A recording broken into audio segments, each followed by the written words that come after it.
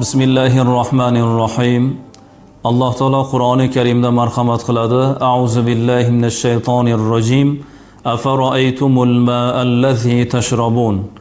Ichadigan suvlarga qaramaysizlarmi, tafakkur qilmaysizlarmi deb Alloh taolo Voqea surasida marhamat qilmoqda.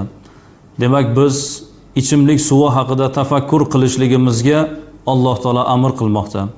Haqiqatan bugun biz agar ichimlik suvi haqida bahs qiladigan bo'lsak, ozgina tafakkur qilib so'z yuritadigan bo'lsak, bunda Allohning qudrati ma'lum ekanligiga guvoh bo'lamiz.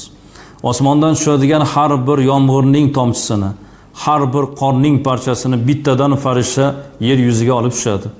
Bizning dinimiz Allohning qudrati ekanligi va mana shu ne'matni isrof etmaslikka, balki buni tejab ishlatishga dinimiz amr qiladi.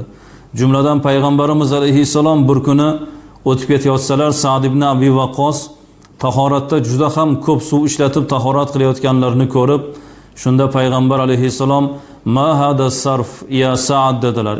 "Nima bu isrof ey Sa'd" dedilar.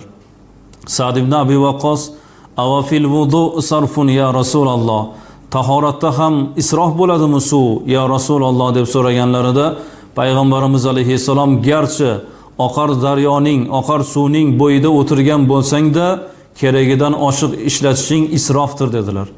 Qarangki, bu yerda ibodat uchun, ezgulik, yaxshilik uchun ishlatilyapti, lekin keragidan ortig'ini ishlatish bu ham isrof.